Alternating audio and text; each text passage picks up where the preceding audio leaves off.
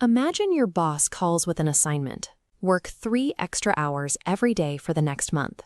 You panic and refuse. They pause, then ask if you could just come in for 4 hours on a weekend instead. You immediately agree, feeling massive relief. That original, extreme demand functioned as a decoy. Its purpose was to set an extreme baseline so that the real goal, working your weekend, seemed reasonable by comparison. Psychologists actually call this concept perceptual anchoring. We navigate our days under a comforting assumption. We believe we weigh our options logically and make independent decisions. The reality is that human cognition is highly vulnerable to boundaries drawn by others. Consider how a parent handles a stubborn child. Telling a kid to go to bed often triggers an immediate defensive response. Instead, asking, "Do you want to go to sleep at 8 or 8:30?" allows the child to feel they've won a negotiation. They happily choose the later time, unknowingly granting the parent's original goal. These tactics are actively deployed in corporate meetings, sales calls, and personal relationships every single day.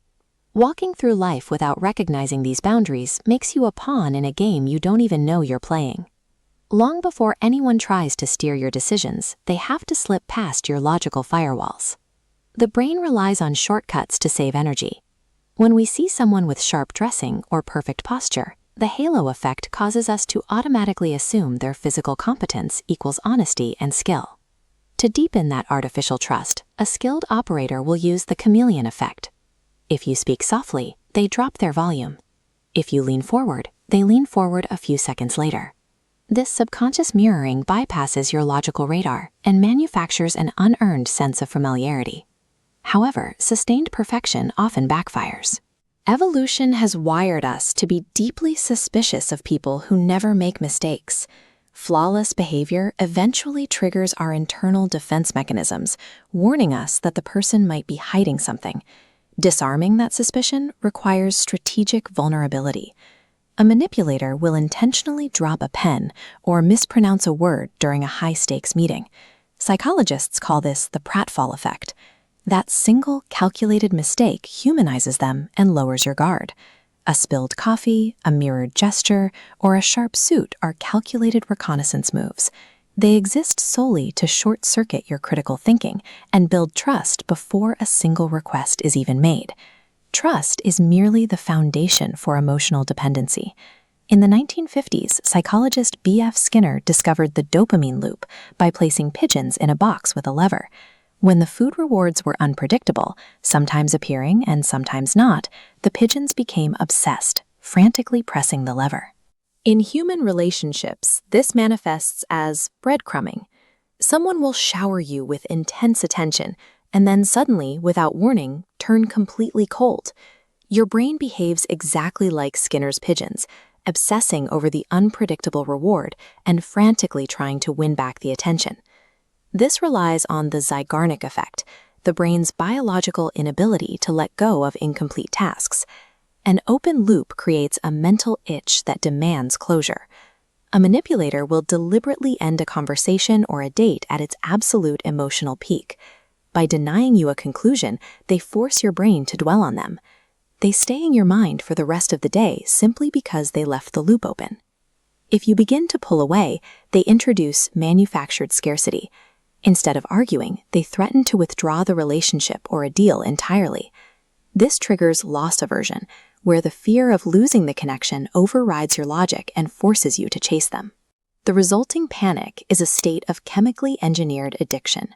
It is triggered by the intentional withholding of attention and resolution. This chart shows the same outcome framed in 2 ways.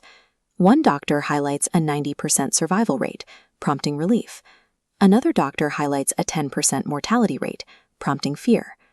The facts remain identical, but a manipulator begins attacking your memory. They move beyond framing how you see a fact. They tell you that you are overthinking or that a conversation never happened until you start to doubt your own sanity. The most devastating tool requires no words at all. It relies purely on information asymmetry and the power of silence. Human beings experience dread when faced with prolonged, awkward silence. During a negotiation or argument, an operator will simply look you directly in the eye and remain completely quiet. To fill the void, you will start nervously talking, over-explaining your position. Most absolute power manifests as a quiet distortion of reality. It continues until the victim willingly volunteers to be controlled. These psychological mechanics are highly toxic. However, a tool remains neutral until it is used. A scalpel can cause immense harm, or it can save a life, depending entirely on the intent of the wielder. Mastering these techniques provides the awareness necessary to block an incoming strike. You learn these angles to protect yourself and ensure you are never bullied. We cannot rewrite our evolutionary need for closure or our reliance on mental shortcuts. But while we cannot delete the hardware, we can actively upgrade the conscious software that monitors it. The final defense mechanism is the act of naming the tactic. When a negotiator goes silent, you hold their eye contact and let the silence sit with them. When someone tries to force you into a false choice, you pause and look for the third option. Identifying the mechanism instantly strips it of its power. By recognizing these specific patterns as they occur, you stop reacting to the triggers and reclaim absolute control over your own mind.